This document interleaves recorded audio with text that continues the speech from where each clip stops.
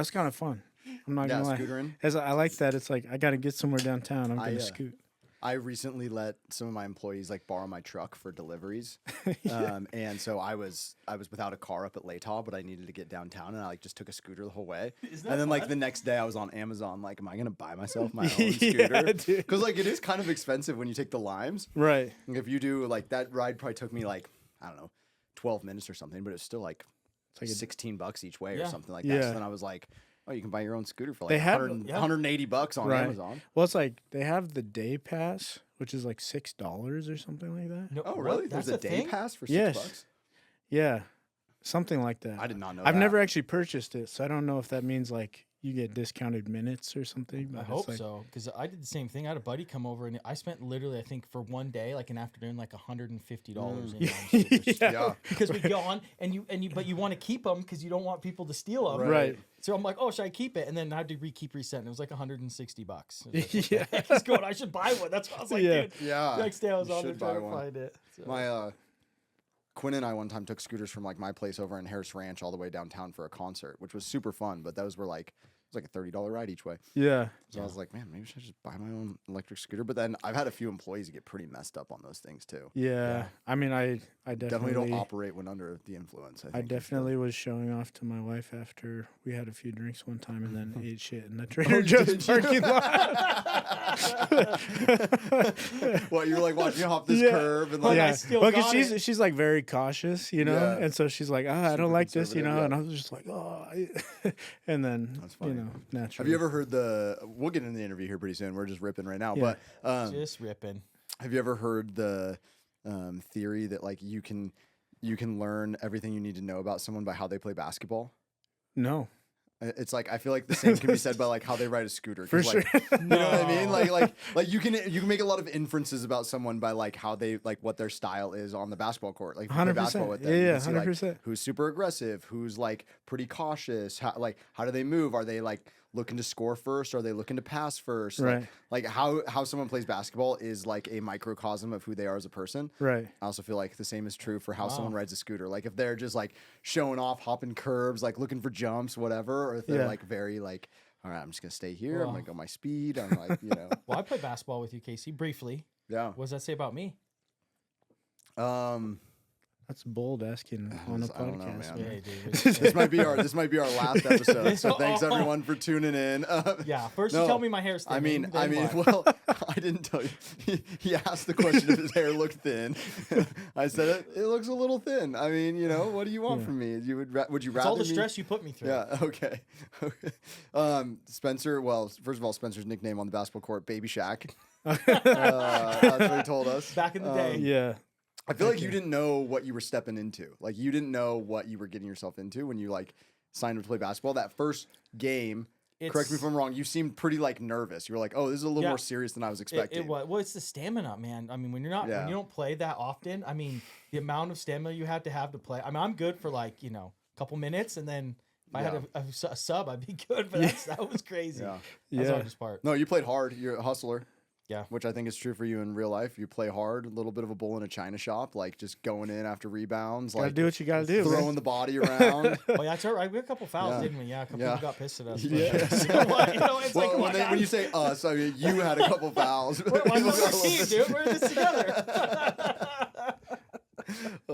You play basketball too? I do, man. I actually love basketball. I've been trying to get Ian to come hoop with us for a while. I actually would love to. To be honest, the last time I played was maybe like 2 years ago, at some church on the bench. There was a pickup game, and it was the first time I'd played in a long time, and I came out. I felt like a little nervous because it'd been a long time, and then you know, like you feel great for like 5 minutes.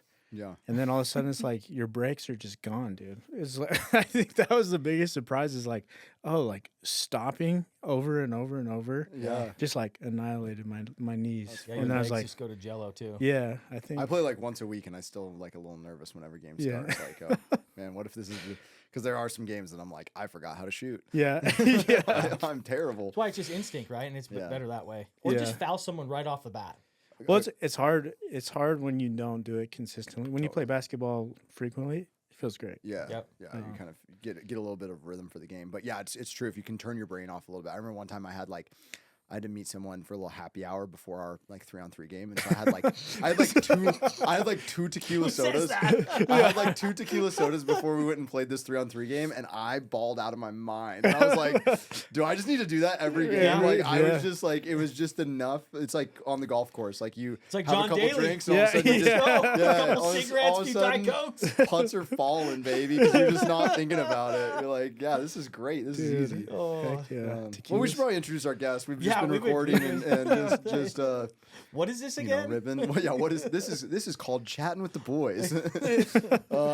Our guest today on Rooted in Idaho, Real People, Real Stories, Real Idaho. Ian Fadness, owner of Slow by Slow, my personal favorite coffee shop in all of Boise. If you listen to the podcast, you probably heard me talk about Slow by Slow like 10 or 15 or 20 times. No free ads. No free ads, but Slow by Slow gets a lot of shout outs on this podcast. Ian is... I didn't do my typical thing where I get a little bit of background facts, but I know Ian. So Ian from Twin Falls originally, right? Yep, Okay. yep. Are you born and raised in Twin Falls? I was born in Southern California, Okay. but we moved up here One of when I those. was I'm just kidding. when I was 5. Okay. Or To the something- Magic yeah. Valley. Yeah. Moved to Twin and then grew up there. Moved away to Seattle for a while and then moved back in 2019. Heck yeah. Yeah. Well, now you find yourself on the couch in the Rooted in Idaho podcast. Yeah. Talking about Slow by Slow, all things coffee, all things Boise, all things life, I guess. And Yeah. what episode is this, Casey? This is episode 22. 22. I'm That's gonna a bold confident claim. that's a bold claim. bold claim. That's a bold claim. Our This is editors are gonna episode love it. I love whatever that. it It's says just going to in go the- like 18, 19, 22. Yeah. 18.5. You know, we might just This go is episode subcategories. whatever it says in the title of this podcast. It's like when someone asks you for directions. Someone's like, hey, do you know how to get so-and-so? I'm like, yeah, for sure. What you're going to want to do is go ahead and pull up your phone Yeah. and type that in Yeah. and then just do whatever it says. So just look at the title of this podcast episode, and that's what episode number is. But I'm going to go with 22. Okay. Feels good to me. What do you think it is? Over and under. I'm going to take 21. I'm Okay. going to go just under. Okay. All right. Loser buys the winner Yeah. tequila soda. The loser buys the winner of Slow by Slow coffee. There we go. I like that. Support local. That's right. So, born in Southern California, kind of raised in the Magic Valley, and then how old were you when you made your way to Boise? Let me see. I moved here when I was 29. Oh wow, okay. Yeah. So you were Seattle before Boise. Yeah. So grew up in Twin Falls, lived there till I was like 18, Mm-hmm. and then moved to Seattle, and was there for about 10 years or 11 years, something like that. And that's kind of where I, got into coffee, and then I was going to say. my wife and I started thinking about like buying a house and starting a family and that kind of thing, and Brought you back here. brought us back here. Yeah. Did we go to Twin Falls High School? No, I went to a small private school called Lighthouse. Oh, okay. So yeah, no public school for me. Oh dang. One of those nerds. Yeah, that explains a lot. Yeah. Coffee's not, Bob. Yeah. Gotcha. Both my parents are from Twin Falls, so. Oh, okay. Yeah, they're Dude. Bruins. No way. Yeah, I spent a lot of time in Twin Falls as a kid. Maybe we I bet crossed paths at you one my point, so. father-in-law knows your. Yeah, my grandpa was the mayor of Twin Falls in the 90s. Oh, he for sure knows. Yeah. He Well, for heck, sure knows. seriously. Yeah.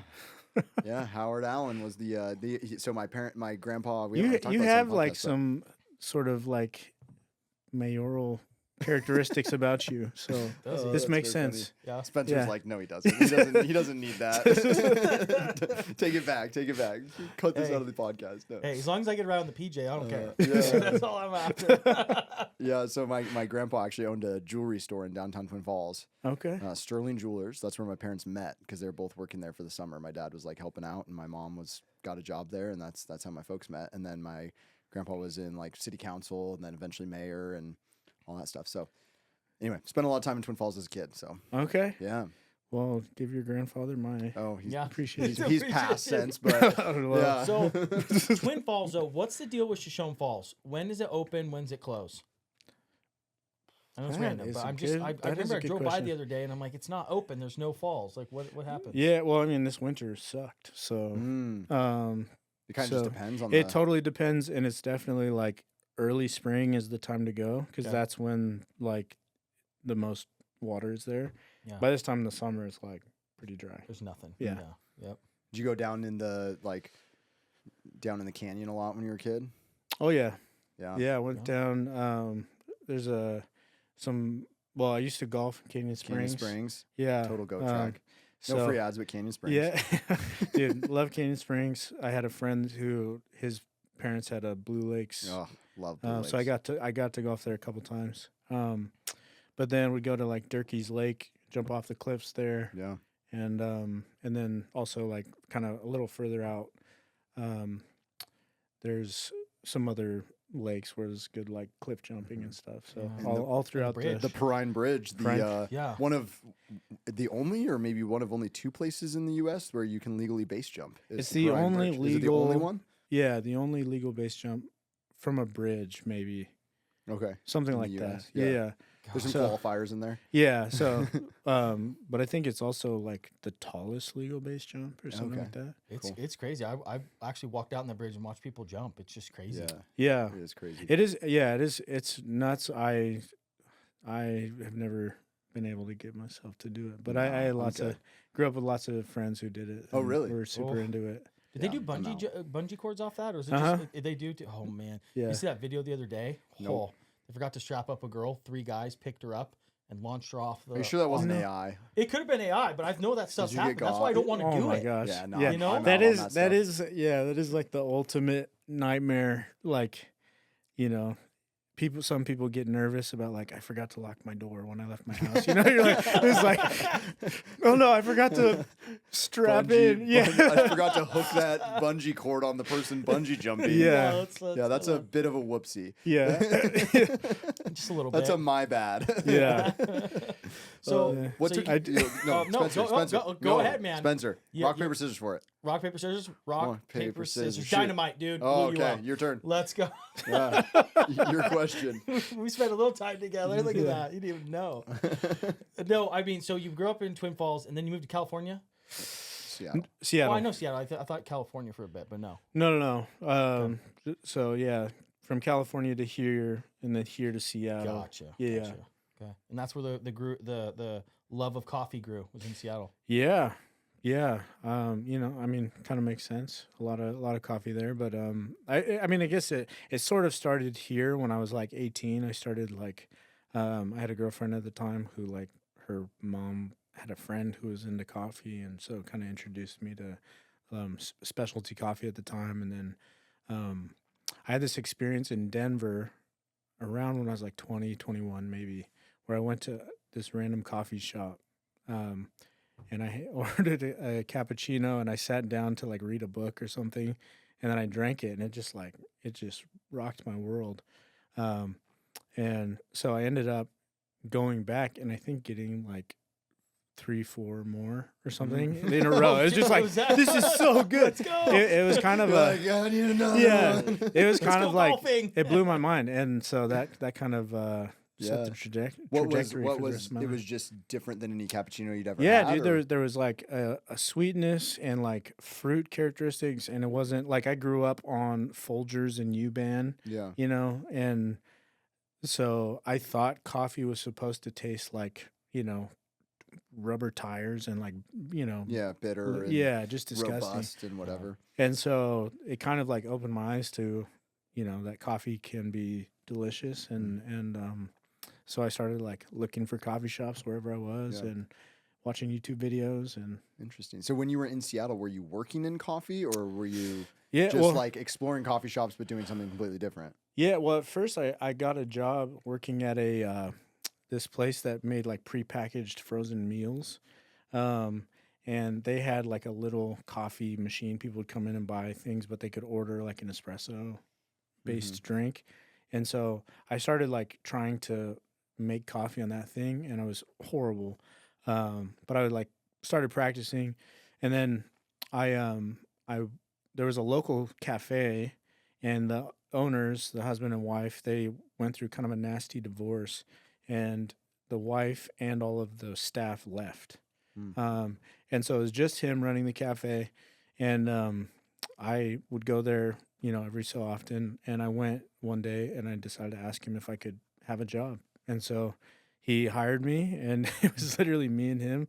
And I started working like 3 days a week, open to close, by myself, and just kind of would watch YouTube videos. It was, looking back, it was super slow, but I had no idea what I was doing, so it felt like super busy. You know, like I got so much to do. Yeah, if you had more than a couple drinks to make, you're like, oh my God, I'm drowning. Yeah. But that really was, I think, a pivotal point in my development, because I think it taught me, like, you know, a lot of things, practical things about like how to think about workflow and efficiency and order of operations and that kind of thing. But also just like, it was just rough, dude. Like, and I think it was really good to go through those times to kind of, you know, help me in the future. Yeah. Did he give you freedom to like try different coffees, different beans? Because you're in Seattle. I mean, it's like the Mecca. Right. No, I didn't have that kind of freedom. You know, I could eat free pastries. That was about all the freedom I had. Perks are perks, man. Yeah. Actually, maybe I couldn't. I just did. I don't know. Retroactively fired. Yeah. All Slow by Slow employees listening to this now, do as Ian says, not as he does. Yeah. I know. They're like, this hypocrite. Yeah, I mean, he wasn't there, so honestly, I had some freedom. It was kind of like, I didn't order any of the like goods that we used or anything like that, but I could kind of like move things around and practice latte art. Were you guys using like a specialty coffee at that shop, or was it just? Yeah, I mean, we were using, it was Cafe Vita, which was popular at the time in Seattle. It's, I mean, compared to what we use, still like very dark, but compared to what I came from, it was like, you know, completely it was awesome. Experience. Yeah. So I loved it. That's the interesting thing about coffee too, and you know, I think we'll get pretty deep into what you guys do and kind of the roasters that you guys highlight, or the types of coffee that you have.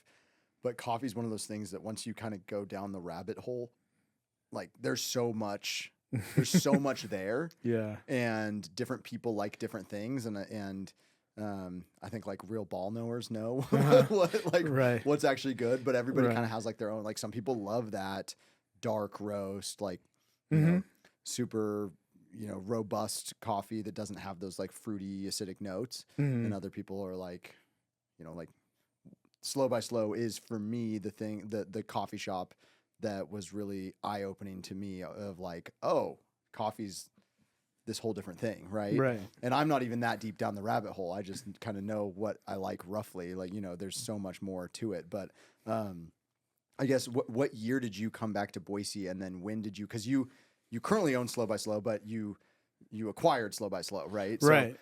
So at some point you came back to Boise, and then so when did you and your wife move back to Boise, and then when did you start working at Slow by Slow? Let me see. We moved back to Boise right at the end of 2019. I want to say like November. Good timing. Dude, yeah. So the way it went is like, we moved back. We didn't have jobs or a house. And so we moved in with my sister-in-law and started looking for jobs. I was in school full-time at then as well, so I was just doing that. And when I got here, my sister worked at Slow by Slow at the time, and they had this a scheduling, like a vacation scheduling conflict, where they accidentally had 2 long vacations scheduled at the same time.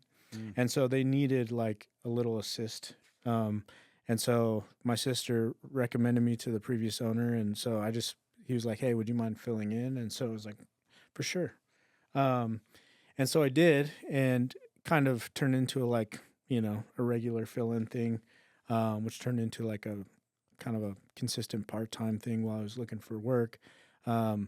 But we ended up like, I was working at Slow by Slow. We bought a house in January, and then I was looking for a different job all that time. But COVID happened, so nobody's hiring. And so I was kind of stuck working at Slow by Slow. And I mean, to be honest, I'd been working in coffee for like 9 or 10 years. And so I thought I wanted to open a coffee shop. I worked in a coffee shop for 9 or 10 years. I was like, hell no, I don't want to open a coffee shop. Yeah. But I couldn't find anything, I couldn't get a job.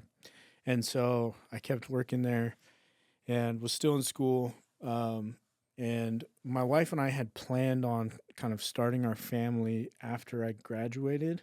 And we found out that she was pregnant. This is like 2021, maybe. So I'd been working there part-time this whole time. Like there would be like one of us, and we would deliver coffees out to people's cars and stuff. And I knew that the previous owner was interested in selling the business, and so I went and asked him if I could buy it, and he said yeah. And so we kind of started down that path, and it's honestly, it's like a miracle that it worked out. It took like, I don't know, 10 months or something to like figure out like how to get the financing to work and all of that stuff.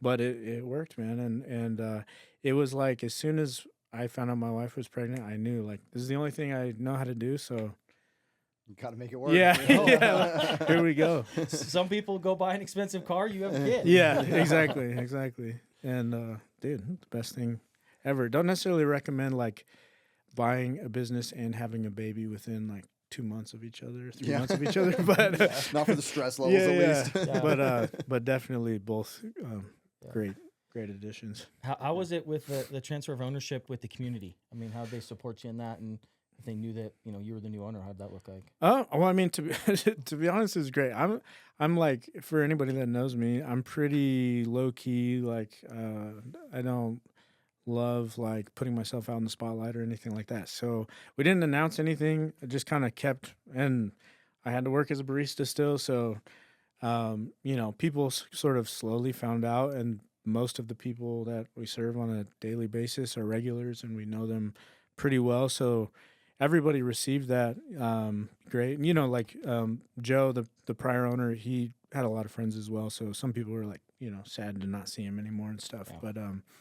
But everybody's very supportive. It was really, really cool. Because I really didn't know, like how people were going to respond to that kind of thing. Yeah. So it turned out pretty good. Yeah. I've been going to Slow by Slow since we opened the still base. Or like, when did Slow by Slow open? 2016. Yeah. So literally this is kind of a funny story, but when we opened the still, we were right next door to Cafe Dart, and Slow by Slow was like diagonally across from us. And the folks at Cafe Dart were super sweet, super nice. And they would give Dan and I like free coffee. They like just whatever we wanted. Like they would just be like, oh, no charge. And I would like consistently go across the street to like pay for my coffee at Slow by Slow, because I was like, this coffee is so good.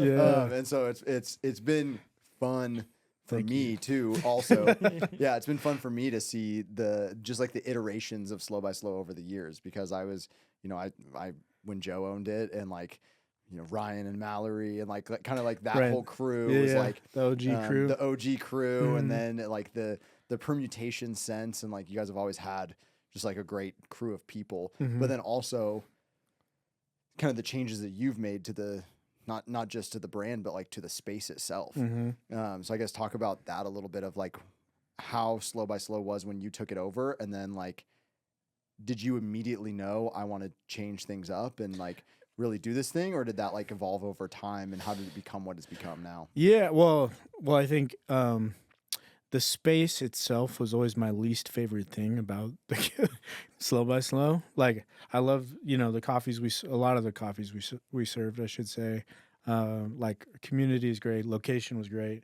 I hated the vibe. Like, it just wasn't my thing. And it felt kind of like, I don't know, dingy and stuff, and like the design, the atmosphere didn't match the like level of quality of the coffee. And that so there was a little misalignment there that I think just kind of didn't feel right to me. And so I had always wanted to upgrade the space and make it feel a little bit better. I think the other thing was that we serve good coffee, but the design, like the layout, was very clunky for service. And so we weren't very efficient, had a lot of kind of like awkward points in the cafe. And so, like when you own something, that is about serving people, those things start to matter a lot. You know, like when you're just an employee, it's like, yeah, it's annoying, but it doesn't really, it's not like a thing I got to figure out. So that bothered me. And I knew I wanted to do something. I didn't know what I was going to do. I'd never taken on a reno project before, which is a lot harder than I thought it would be. But from, sorry, I kind of lost my train of thought. The question was, just like how did that evolve into like what it's. Yeah. What So, became, really, so the other thing was that, like, you know, we were kind of slowly getting busier and busier, and we started just filling out our space every morning, and then we'd have lots of people that walk in and kind of look for a spot and leave. And so that also drove me crazy. You're like, you know, like, please come back. And so I was like, man, we need more space. You know, our cafe was pretty little. And so I started talking to the building manager about, like, you know, perhaps moving units or something like that. And then the space directly next door came available. And so I started talking to her about, like, I don't know, is there a way we could take that over and join the two spaces? And so, you know, started that conversation. And initially they were like, yeah, you can do that. And then started going through, like, what that would actually look like. And at first I thought, we'll just knock a hole and put some chairs over, you know, you know, like put some paint on the walls, like make it look nice. How or whatever. Can it be? Yeah. And you know, it's like in these old buildings downtown, and especially like the historic district and stuff, everything is so like nothing matches or makes sense. And so there's a lot of quirkiness. And so we have like 3 different levels of space. And it was like, okay, how can we actually like make this feel like it's one thing, you know? Because it really is kind of awkward. And, you know, one thing led to another, and now we have the build out that we have. Yeah. That was there. Yeah. And I'm always curious too when it comes to service-based businesses, especially coffee. It's like if you go to a bar, you know, they want you to stay longer, right? By giving food so that you have multiple drinks and make more money. With a coffee shop, it's always like been known, like, hey, go to a coffee shop, work there. We stay there for long periods of time. But do you like have any plans on how you build that out to know like customer acquisition or how long they're there? Because like if they buy a cup of coffee, like you said, you have to big enough space. But if they're for 4 hours just on their laptop, you could be losing money. So like, how do you work that out? Yeah, I mean, so that's true, and that is one of the kind of the pain points of, I think probably every cafe. Yeah. I think, I don't know if there is a good solve. I will say, like, a lot of our customers, I don't know if it's because they just are respectful or they like our coffee, but they will buy multiple drinks, which is really nice.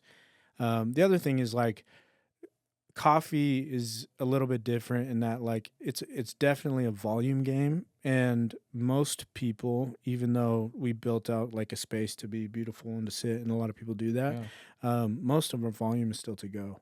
Oh, really? And so that's kind of why we started the trying the 2 concept model, is because, like, that's most people want to get a coffee and go somewhere or sit for a minute and then leave, you know? Yeah.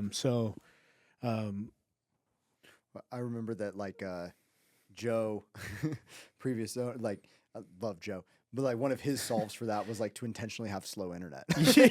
Like genuinely. Genuinely. Yeah. Joe was like, I want the slowest internet available because like I don't want people just sitting because especially in the old space there was like limited seating, and so like to Ian's I'm not point, gonna lie to people you. would walk in and look, like, you know, there's a line to get coffee, they'd look, no seats, all right, I'll go to the next coffee shop, right? And so Joe would have slow internet specifically to prevent people from camping out. Or like I know that Kate and Scott, who own Form and Function and the district and stuff, they were asking people, because the district is kind of a college hangout, like more like a lot of kids, like a lot of like BSU students go there to do homework or high school, whatever, but they buy like 1 cup of tea and sit there for 4 hours. So I think during COVID, they had like signs like, 45-minute limits, or I've seen places have internet that you have to sign into that only gives you an hour of internet a day kind of thing to create that churn. But I don't know. How do you do the math in your head of like the goodwill to the customer versus bottom line? People like, well, I'm not going to go back there because they limit how long I can stay, or they don't have good like you're trying to do these things to create table churn, but at what point are you actually losing long-term customer retention because you're focused on how much they're spending, and you know what I mean? Like, I don't know. That's a tricky. There's no easy answers there. There isn't an easy answer. I think my the sort of rubric that I use to evaluate this kind of thing is it's really always geared around like customer experience, and I think it's not a win-win. It's kind of a like lose-lose scenario. Like there isn't a perfect situation where you can check all the boxes. And so I would rather lean into offering the best of every single aspect of the business that I can to the customers. And I'd rather be full than empty, so like, 100%. I think that like when there's a lot of people in your space, that creates kind of a gravity, like it attracts other people. And so if we were empty because people need internet, that wouldn't be helping our business, So I guess the way that I've approached it is just like, well, the first thing I did when I bought it from Joe was upgrade the internet. Yeah. And it's just like, we're going to have to be willing to sacrifice the business, like the people that want to be here, rather than create potential customers who don't want to be here, because like when you decide not to do things like that, or you put like I understand the reasoning behind it, totally. But I think from a customer's perspective, a lot of times in the coffee world, it comes off as pretentious. And so one of the things, like one of my personal missions is to like have the highest level coffee that I can, with the least amount of pretentious experience possible. And so I don't like things that are like, we're not going to do that because we don't want you to stay. It's like, if you're going to buy the cheapest thing and stay for the longest amount of time, like, we'll just take that one on the chin. We're just going to take it.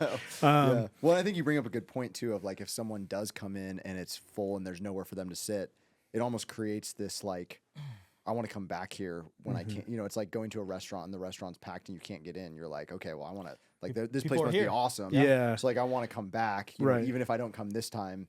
That's an indicator to people of like, this place must be good if it's this busy. I think the other element to this is that most cafes don't price appropriately, and this is kind of it's a very touchy subject. I think that everybody's experiencing, but one of the things that we've chosen to do is price according to what we need to charge, in order for it to make sense, because people oftentimes will price like with emotion, or they'll look at their competitors and they'll say like, well, what are they charging? Okay, well, we got to be in line with that. Right. And, like people create emotional anchors to like, if you start drinking coffee in 1995 and it was 95 cents, like you always think coffee is supposed to cost 95 cents.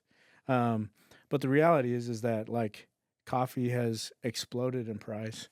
And so we've chosen to charge appropriately for the quality of product that we offer and just the cost of things that we buy. And I think that makes like when somebody buys a drink and sits for a long time, it makes it a little less painful than if we were undercharging. Yeah. That makes sense. So speaking of quality, I've always wondered, I've dabbled in this with machines, espresso machines. So from Keurigs to even getting my own espresso machines and trying them out. It's a fun thing. Like everybody says Italian, you have to go with the Italian stuff. Like, is that true? As far as the machines, do you have to go Italian? No, that's not true. Okay. Hey, I think like there are some good Italian manufacturers, one of the machines we use is Italian.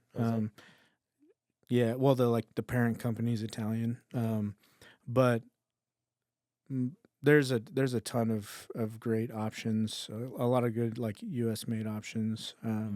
So I think that probably was true like 50 years ago. Okay. Wow. But the espresso machine game has exploded quite a bit. So how'd you go about finding like the right type of machines? I grew up on a machine called a Synesso, which is a Seattle-based company, and it was designed by an engineer who left a Italian company and kind of wanted to address a lot of the problems that he saw, and so it's a workhorse.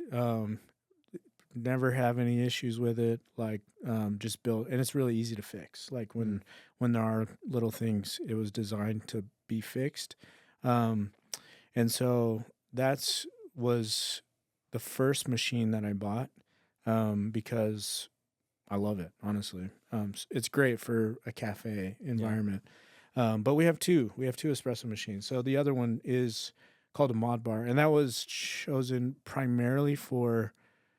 It is a great machine, but it was primarily aesthetic reasons. And that's because it's like the machine is actually underneath the counter, and you just have like taps coming out of the counter.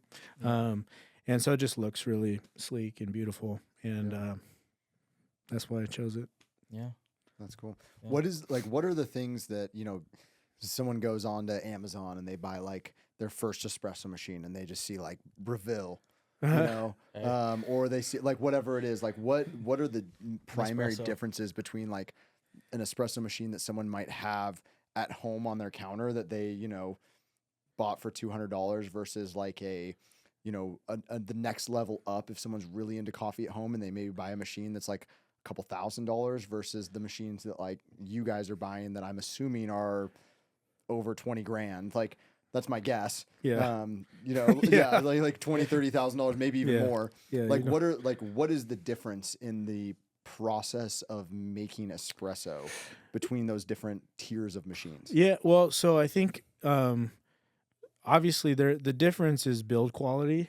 Espresso is fundamentally like a brewing method where you apply pressure, and you brew typically like a higher concentration, of coffee. Any of these machines can apply pressure just fine. Really, the thing that is going to have the biggest impact is like grind quality and water. That's my next question: is the grind quality. So if you're like if you're at home and you're thinking about like diving into espresso, I would spend the majority of your money on your grinder, and get like it's called like a Breville Bambino or something like that, which is a couple $100. And why does the grinder matter so much? Because like in my mind, again, or most people's minds, right? Like you're just grinding the beans up. Like what is it like? What's the blade technology, or like what is it doing so much better than the 1999 Krups grinder that I can buy at Fred Meyer? Yeah, well, I mean, there's been a lot of development in burr geometry, so that's like the way that they kind of angle and cut the burrs, which are the things that grind up the coffee.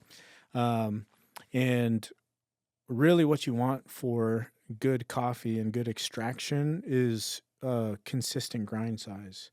And so it's really hard to get that from cheaper grinders. And so if you want good coffee across the board, like that's going to be, besides buying good coffee, probably the biggest variable, or have the biggest impact is the quality of your grinder. And maybe directly next to that, the quality of your water. Yeah. You filter all of it? All your water?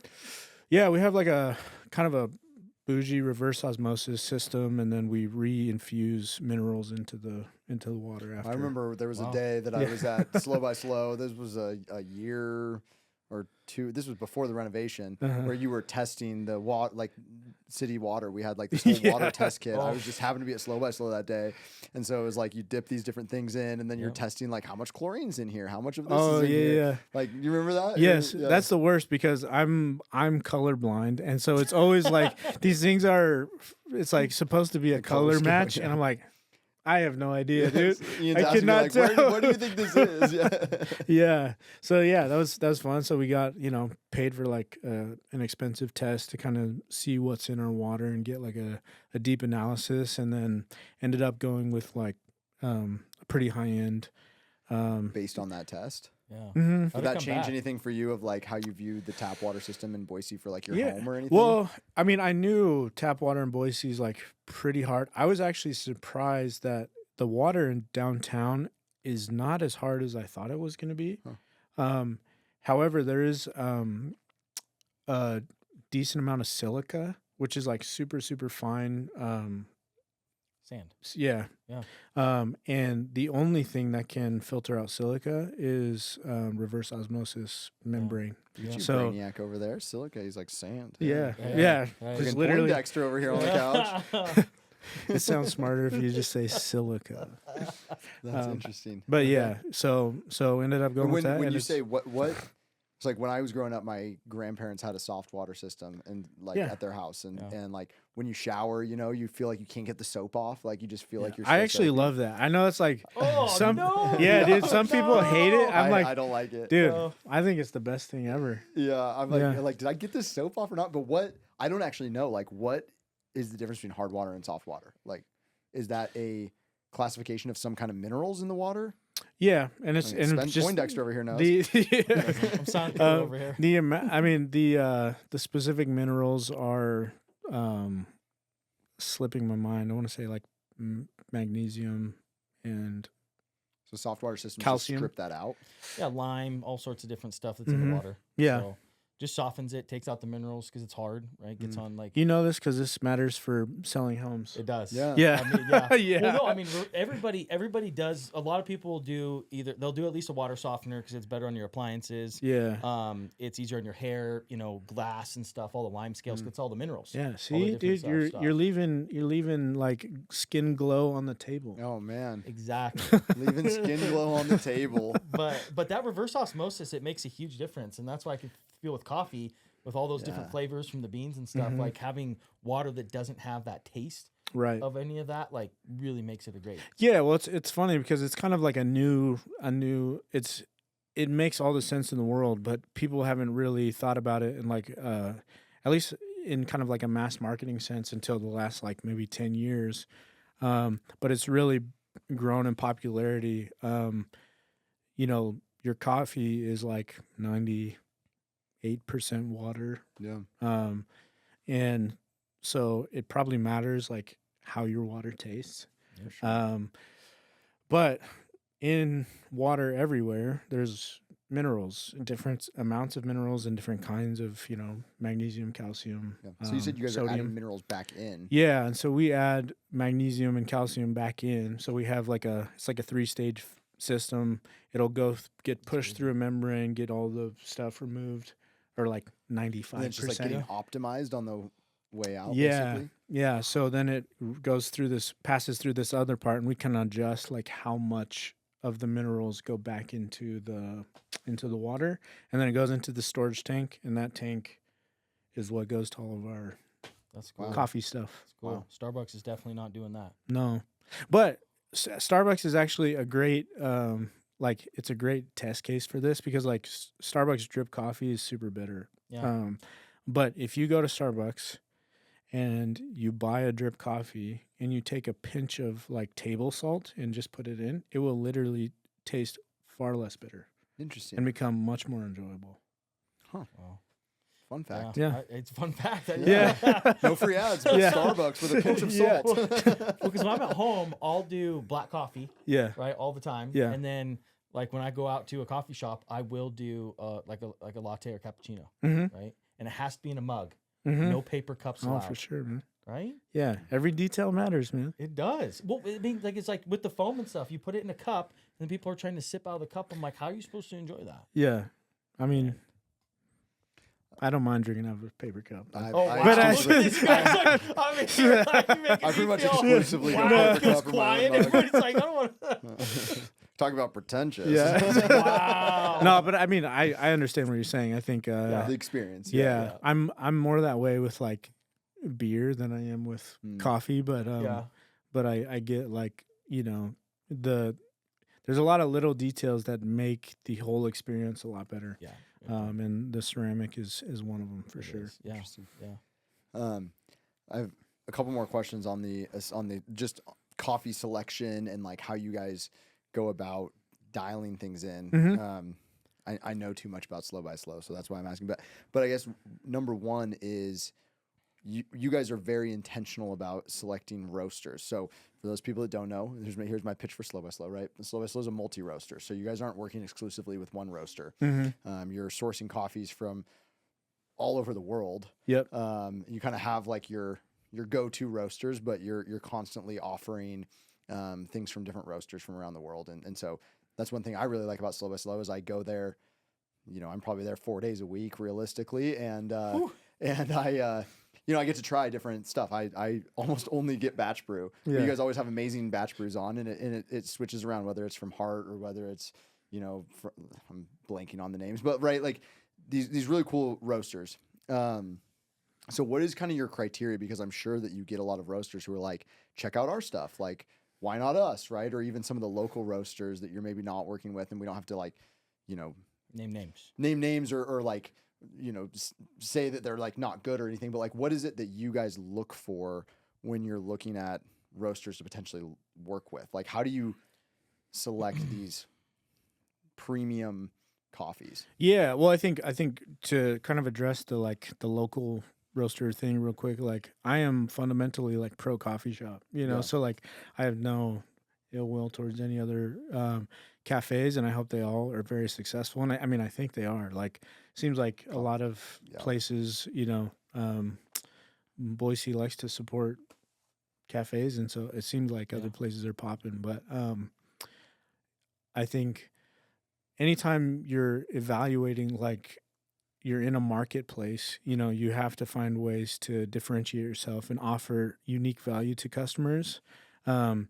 And offering local coffee for us is not going to do that because they can get that at other places, the roaster or other places. And so one of the ways that we have differentiated ourselves, and obviously like this wasn't my idea. This is actually always how I've wanted to operate a cafe, even like back when I worked in Seattle.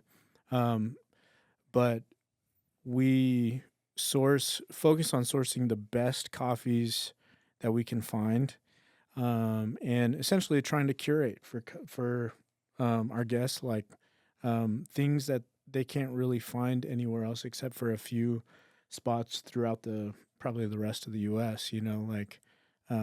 There's definitely some other multi roasters, but there's not a ton, and it's not easy to go and find.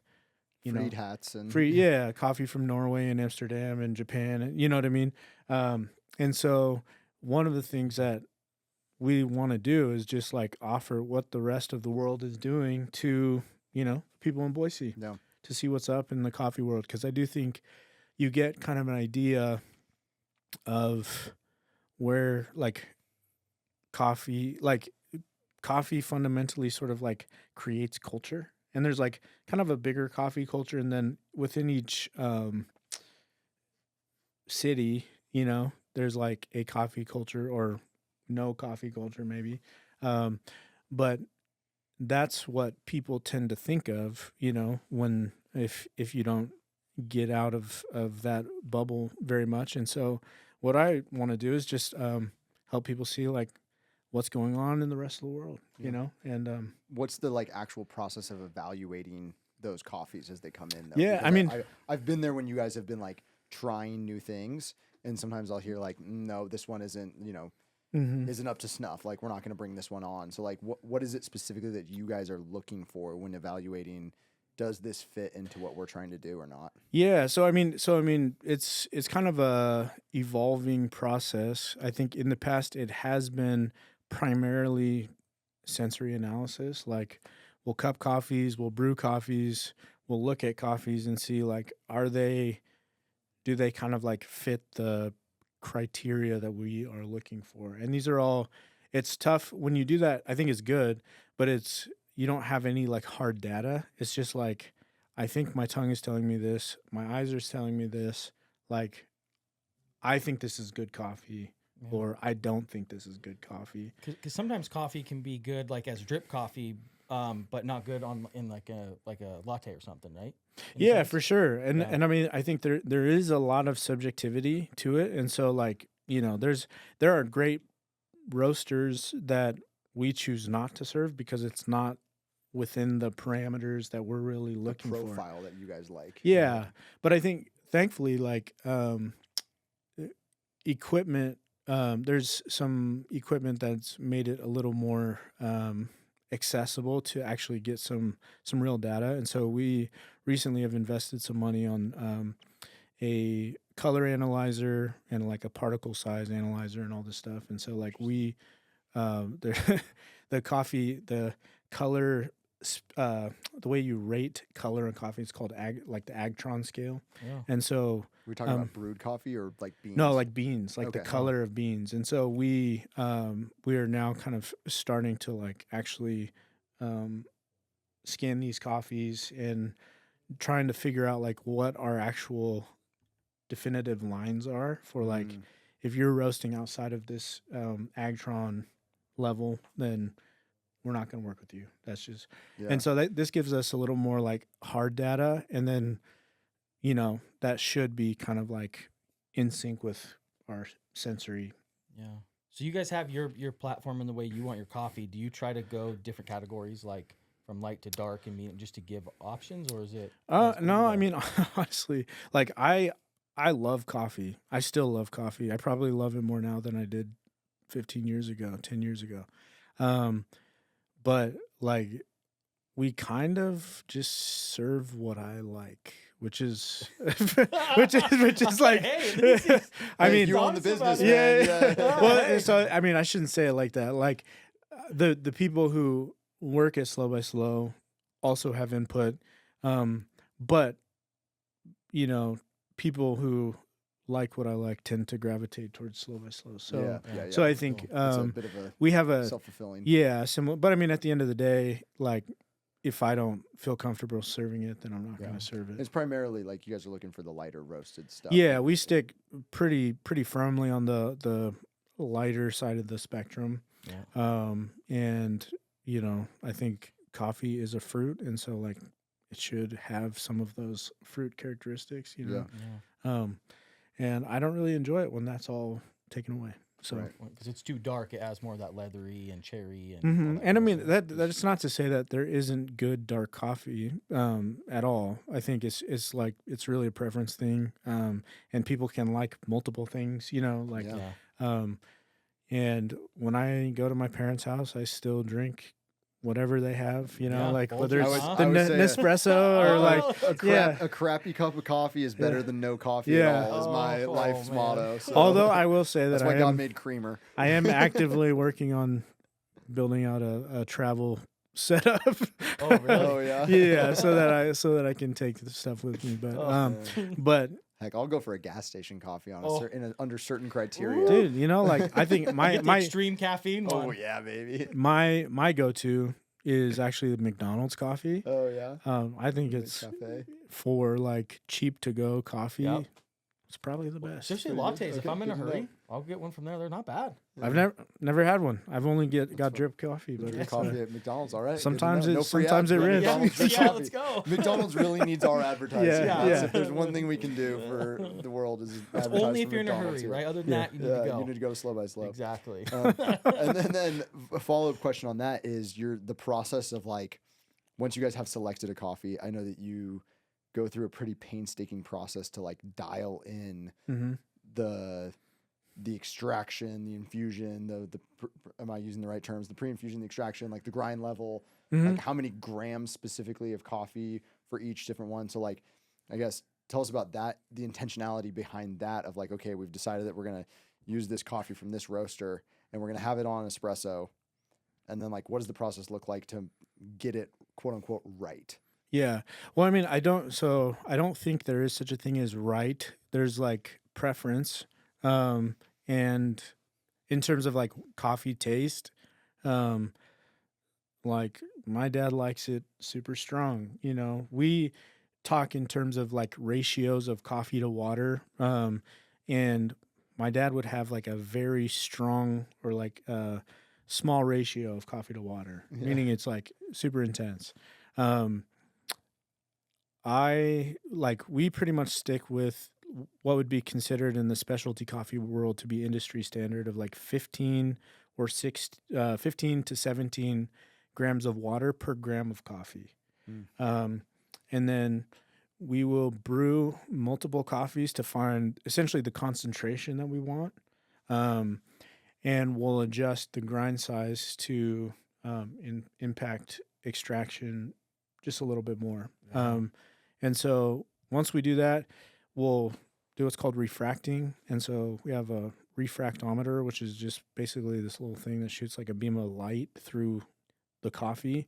And it tells you how much total dissolved solids is in the water, like how much of the ground coffee is in the water.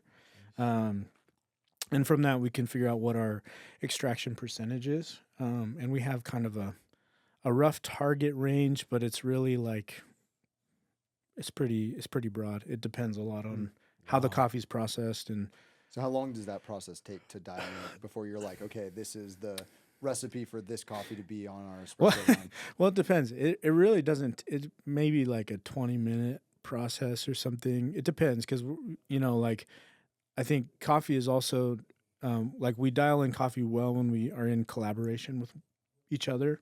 And so typically it's best if it's not just like one person, but if it's multiple people tasting and talking about and bouncing ideas off each other.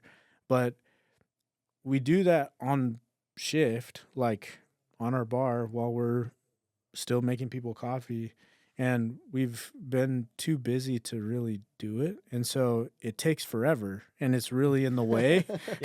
And so I'm trying to actually like rethink how we do this so that it can be like completely out of the way. Because right now it's just a nuisance to figure out how to do it. Yeah, totally. I mean, it's great. And I think, you know, people seem to have been enjoying our coffees a lot.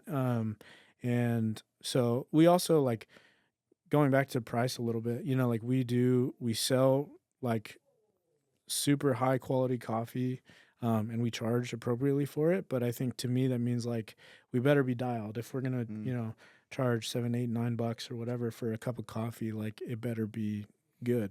And so I want people to feel like the coffee's memorable. You know, that it has some sort of impact on them. And the way that we do that is by, you know, trying to control as many variables as possible. Wow. So that means every different coffee bean that you serve, from drip coffee to how you put in a cappuccino, is measured. Pour-overs, all of it. Yep. So we used to do this with drip coffee. It's a little tougher because I drink it also. Yeah. Well, and like, you know, it's hard in order to do it, you have to like weigh the amount that comes out and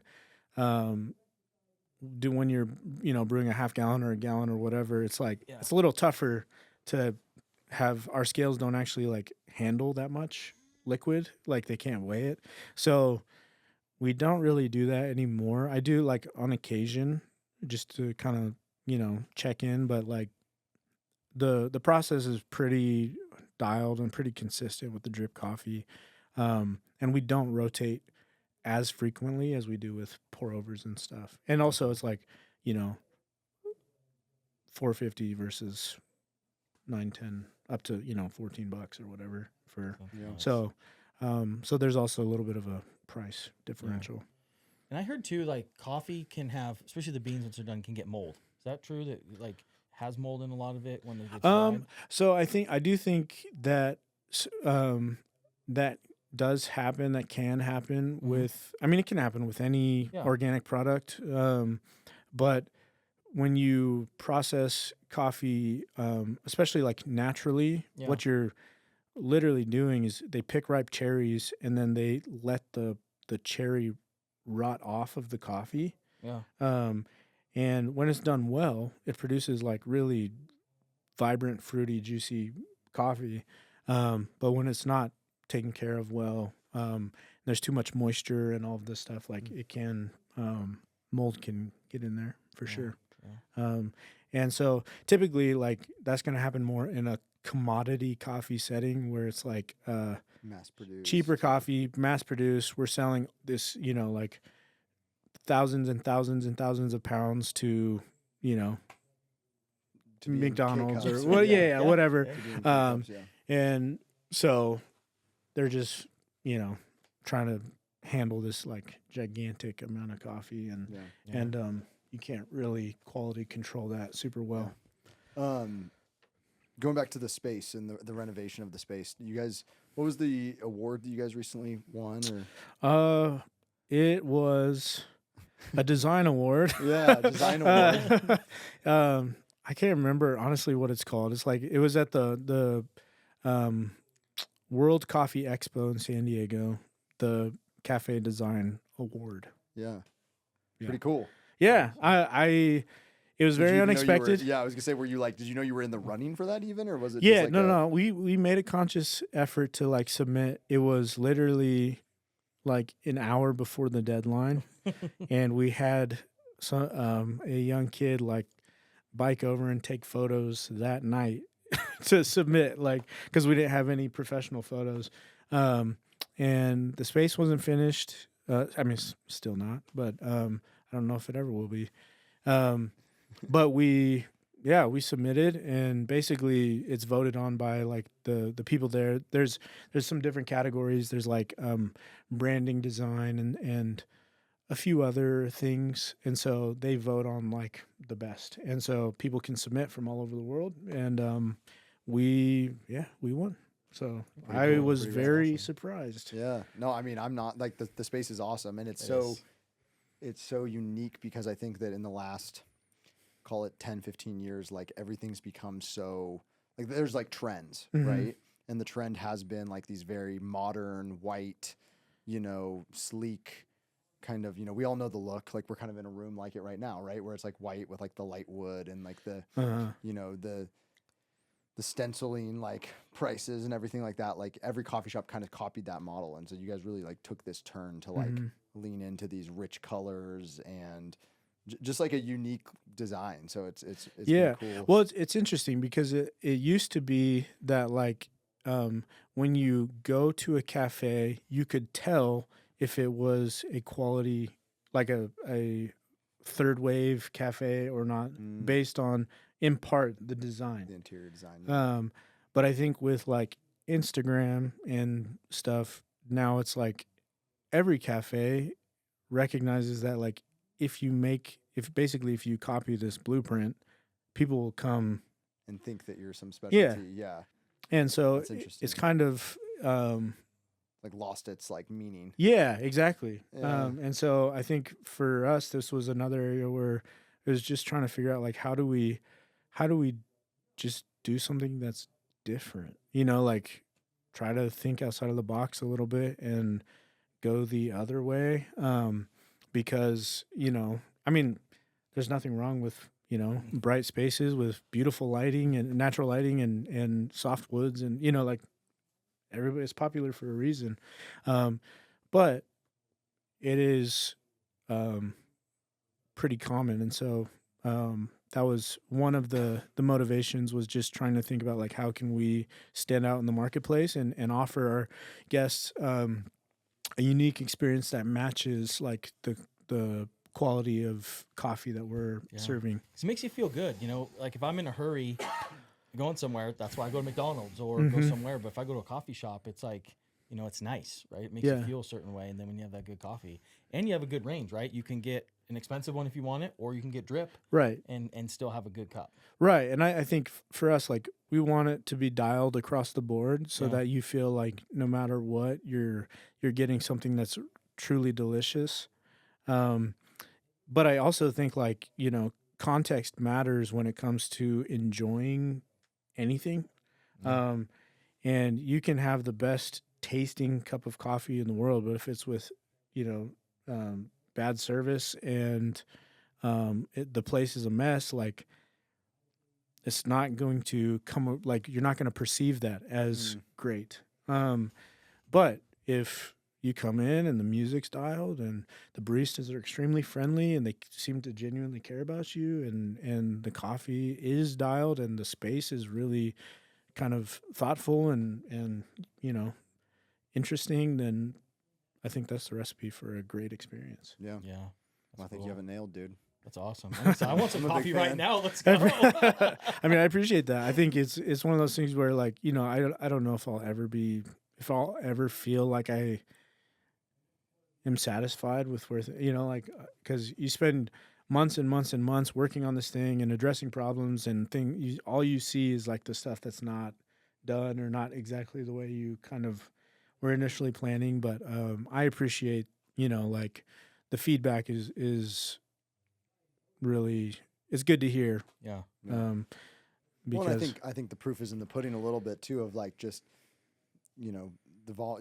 since you have taken over the shop, it seems from the outsider's perspective, and I know that we've also had a couple conversations, like you guys have just been growing and growing and growing, right? And like I mean that's definitely true. We have grown a lot, and I think have a lot of people to thank for that. Like there's so many hands and people that contribute, whether it's like the good service or people who literally did the design, or branding or whatever else.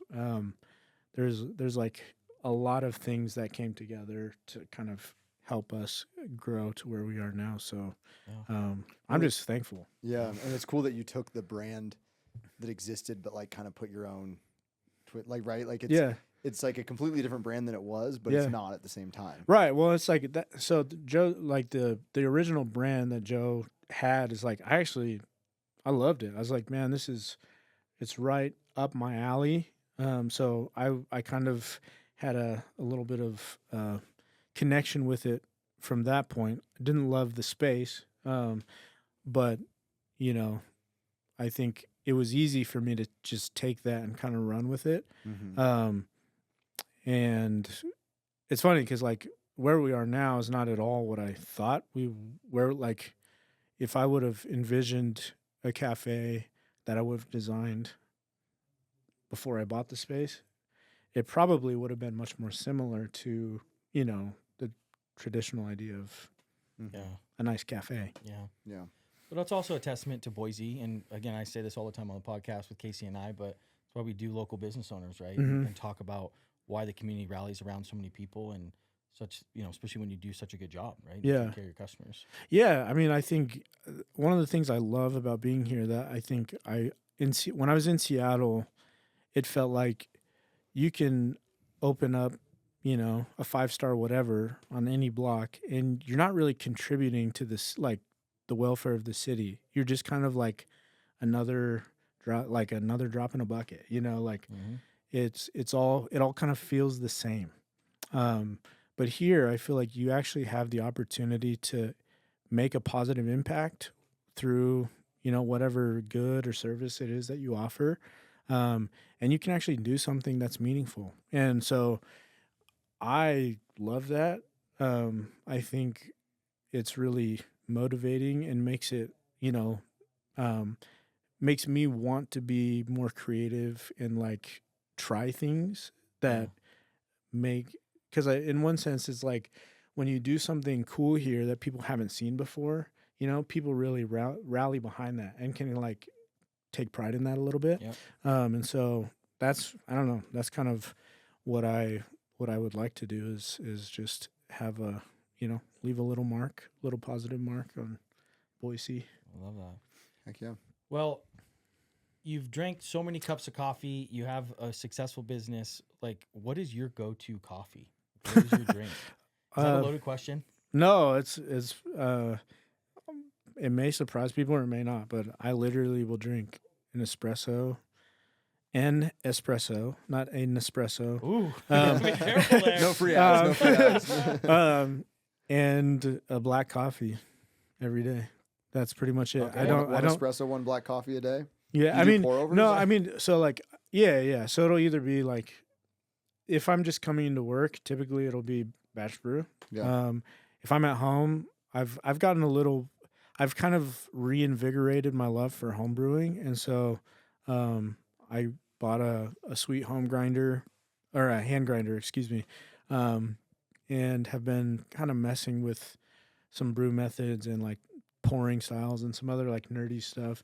But I literally just drink black coffee. Yeah. I don't really drink lattes, or every summer I'll pretty much have like one iced vanilla latte because they're so good. but besides that, it's just one, dude, and then I'm good till next year. And then in the fall, he's got to get his pumpkin spice on. Yeah. His white girl. No, I don't do that.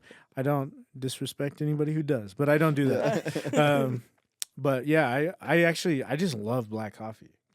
So that's what I do. Especially when you're able to, balance everything, right? The water, the temperature, the coffee, just makes it a better experience because you can taste it. Yeah, when I think for me, it's like it's a little hard to the lines are a little blurry between like just enjoying a cup of coffee in the morning versus like it's always actually work. Yeah. Like I'm always thinking about it.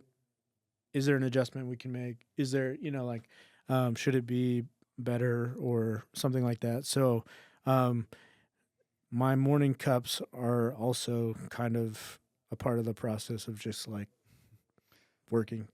Yeah. It's tough. You're like, oh no, I have to make a great cup of coffee for myself this morning.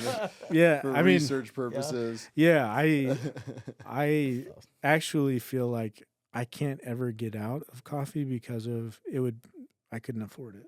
Yeah. Like I couldn't afford my I was just saying to some of my employees at Funky Taco the other day, I was like, owning a restaurant doesn't have a lot of benefits, but one of them is that you get free food. Well, I mean, you pay for the food, but you get great food made for you pretty frequently. Yeah, like, that's one of the nice perks. Yeah, that would be sweet. I'll take the same with coffee. It's like coffee that I pay for, but it doesn't feel like I pay for it. Yeah, yeah, exactly. It doesn't feel like you pay for it until you look at your P&Ls. Yeah, you're like, oh, we're spending a lot of money on cogs. Well, yeah, our cost of goods are so high. Well, Ian. We'll wrap there, but you're a great dude. I've gotten to know you and really appreciate you as a person, but also you have a great coffee shop. Appreciate it, man. It's great to know you. I love the symbiosis between our sort of kitty corner, is that how you say that? Businesses. And also, dude, great to officially meet you. Yeah. I look forward if people want to check out Slow by Slow, kind of the intersection of 8th and Broad there. Yeah. On 8th Street. We got the new concept Fast by Slow now open. So that's right. Except for today because we have a leak. Oh no. Old buildings. Old historic buildings. Well, when this comes out, that leak will be long gone. That leak will be fixed. Okay, perfect. Check out Fast by Slow if you want to get something to go, or come into Slow by Slow. If you want to, maybe get it in a mug like Spencer, get a cappuccino in a mug and hang out for a while. Hey, I want some batch brew. I mean, I'll go the fast. Can I get a card?